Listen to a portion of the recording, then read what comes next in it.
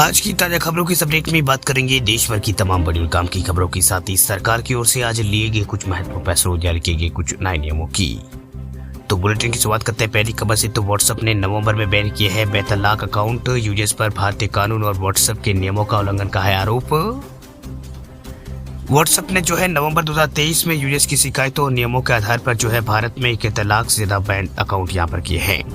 वहीं अकाउंट्स को भारतीय कानून और व्हाट्सएप के नियमों का उल्लंघन पर बैन यहाँ पर किया गया है।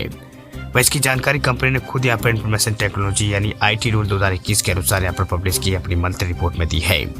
वह रिपोर्ट के अनुसार कंपनी ने जो है 1 से 30 नवंबर के बीच जो है 71,96,000 के आसपास भारतीय अकाउंट बैन किए हैं। इनमें यूजर्स की किसी भी रिपोर्ट से पहले जो है 19,54,000 अकाउंट्स एक्टिव रूप से प्रतिबंध किए गए हैं। वह रिपोर्ट्स में यह भी पता चला है कि व्हाट्सएप को नवंबर 2023 में रिकॉर्ड जो है 8,000 के आसपास शिकायतें मिली थी। इनमें 6 के खिलाफ कार्रवाई की गई है। वही GAC की तरफ से जो है कुल 8 रिपोर्ट मिली थी जिसका उसने पालन किया और GAC का गठन जो है भारत सरकार की ओर से किया गया था।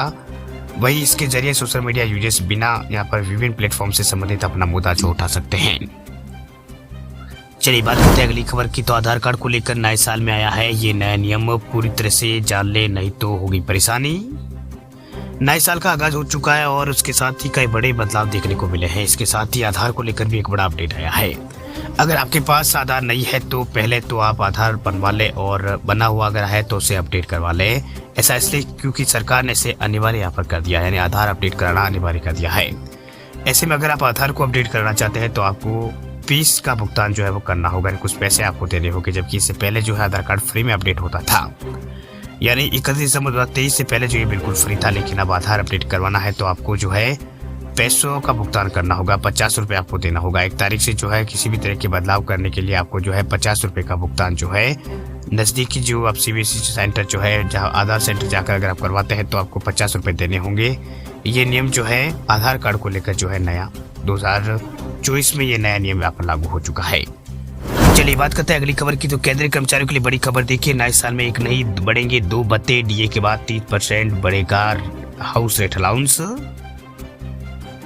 केंद्र सरकार के जो कर्मचारी है उनको नए साल पर जो है महंगाई भत्ता ना DA और HRA जो है उनका बढ़ सकता है। ऐसी उम्मीद है कि नए साल में कर्मचारियों का DA बढ़कर 50% हो सकता है। जब DA बढ़कर 50% होगा तो साथ ही HRA जो है हाउस रेंट अलाउंस उसमें भी बढ़ोतरी तय है।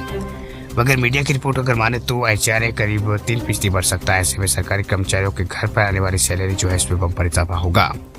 वही सरकारी कर्मचारी जिस शहर में काम करते हैं उसके आधार पर HRA जो है वो दिया जाता है। ये एक तरीके का भत्ता होता है जो उन कर्मचारियों को मिलता है जो मकान में नहीं रहते हैं, यानी सरकारी मकान में नहीं रहते हैं, यानी किराए के मकान पर रहने वाले होते हैं। अगर आप भी सरकारी मकान में रहे तो आपको जो HRA नहीं मिलता है। वही कर्मचारियों के घर की जरूरत और शहर के आधार पर 3 कैटेगरी में यहाँ पर इसको बांटा जाता है। वही केंद्रीय कर्मचारियों को अभी जो है 40% की दर से DA मिलता है। ये जुलाई से दिसंबर 2023 तक लागू किया गया है। वह DA में अगली बढ़ोतरी इसी महीने जनवरी 2024 से होगी। इसकी हालांकि घोषणा जो है होली के आसपास होने की उम्मीद है। वही AICPI इंडेक्स की छमाही के आंकड़ों के आधार पर कर्मचारी और पेंशनर का DA और DR की दर तय होती है। 2023 में जनवरी और जुलाई को मिलाकर कुल 8% DA बढ़ाया गया है। अभी तक माना जा रहा है कि इसे बढ़ाकर जो है 50% इसको यहाँ पर बढ़ाकर किया जा सकता है। वह DA के 50% होने से HRA भी यहाँ पर बढ़ेगा, यानी हाउस अलाउंस में भी जो